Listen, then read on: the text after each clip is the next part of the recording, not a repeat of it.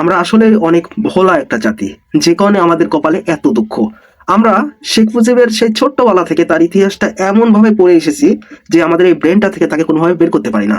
কিন্তু আমরা জানি না এই শেখ মুজিবের 72 থেকে 75 সালের যে ইতিহাস, সেটা আমাদেরকে গুলে খাওয়ানো হয় নাই, বা আমাদেরকে সেই ইতিহাসটা চোখে আঙ্গুল দিয়ে দেখানো হয় নাই, যে কারণে আজকে আমাদের এই অবস্থা, যে কারণে বারবার বাংলাদেশের স্বৈরাচারের জন্ম হয়। তো আপনাদের আমি এই ব্যাপারে অনেক বিস্তারিতই বলতে চাই, কিন্তু সময়ের অভাবে অনেক কিছুই বলতে পারবো না। তো আপনাদের বলে রাখি, আমাদেরকে যেভাবে 72 থেকে 75 সালের যে ইতিহাস, আমি শেখ মুজিবের সময়ের কথা বলতেছি, তার শাসনামলের শাসনামলটা ছিল 72 থেকে 75 সাল পর্যন্ত।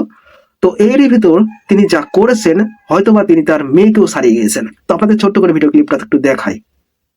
সরাইছিল, যদি আমি কোনো হত্যাকাণ্ড পছন্দ করি না, ওটা মনে হয় উপায় ছিল না। ওরা সবাই ছিল মুক্তিযোদ্ধা, এবং তার জন্য আমরা বেঁচে গেছি। তারপরে 2 বিচ্ছু হাসিনা রয়ে গেছে, যা খেলা দেখালো 2 বিচ্ছু হাসিনা রেহানা 16 বছর। আল্লাহ অশেষ রহমত, শেখ জামাল আর কামাল ছিল না, তাহলে আমাদের কোথায় যাইতে আমরা জানি না। এই আমাদের স্বাধীনতা ঘোষণা দেওয়ার কথা কার? শেখ মুজিবুর রহমান। সকল চেষ্টা রাজনীতিবিদরা করছেন, কিন্তু উনি ঘোষণা দেন নাই। উনি বস্তা প্যাকটা ঘুষিয়ে নিয়েছেন, উনি পাইপটা পর্যন্ত ফেলে যান নাই। উনি তো ওনার ব্যাগ ক্যারি করেন নাই, ওনার ব্যাগ করে পাকিস্তান আর্মি ক্যারি করছে, তবে সার বলে নিয়ে গেছে। ছিল আরামা এসে পাইজাম চালের ভাত আর দামি চালের ভাত খেয়ে উনি ফুর্তি করছে 9 মাস।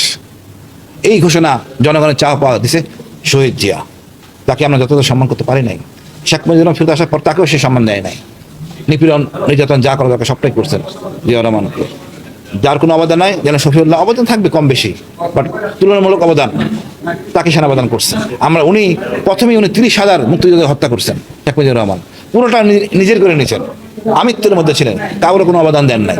উনি ভাগুরা একটা রাজনীতিবিদ, শেখ মুজিবুর রহমান হলেন ভাগুরা রাজনীতিবিদ।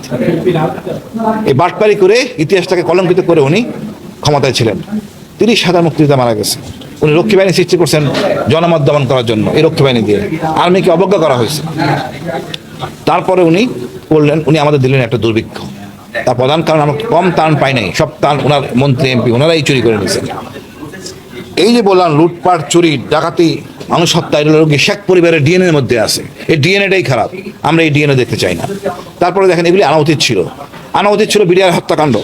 এতে ভারতের যদি তদন্ত কমিশন হয়েছে পারে আমরা জানি, আওয়ামী লীগ জড়িত, বলতে পারতেন। এই যে ঘোষণাটা হলো, প্রাপ্তিটা হলো।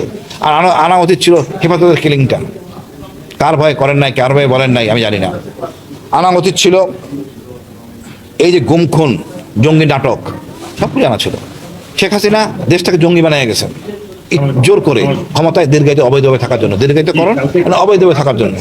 এটাই হলো মূল জিনিস।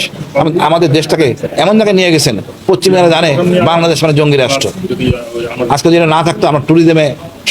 এতক্ষণ ভিডিওগুলো দেখার জন্য। তো আমি যেটা বলতে চাচ্ছিলাম, তো এই হলো শেখ মুজিব এবং এই হলো শেখ হাসিনা, যারা আমাদেরকে বিগত এই মানে পেছনের ইতিহাস, শেখ মুজিব তিনি হ্যাঁ যুদ্ধের জন্য যে একটা স্লোগানটা দিয়েছিলেন, সেটার জন্য তিনি বাহবা পেতেই পারেন, কিন্তু তার পরবর্তীতে তার শাসনামলটা এতটাই ভয়ঙ্কর ছিল, যেটা হাসিনাকে দেখে অনেকটা উপলব্ধি করতে পারতেছি। এমনও জানতে পারতেছি যে শেখ হাসিনার চাইতেও ভয়ঙ্কর সেই ইতিহাসগুলো ছিল, যেগুলো আমাদের কাছে গোপন করে রাখা হয়েছে। সেটা কত সালের ইতিহাস?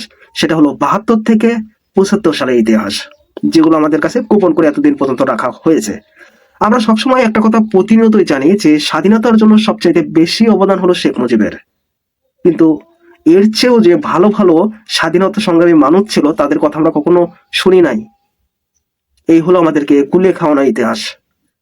মানে কি বলবো, এটা তো একটা ক্রাইম রে ভাই, এটা ক্রাইম না?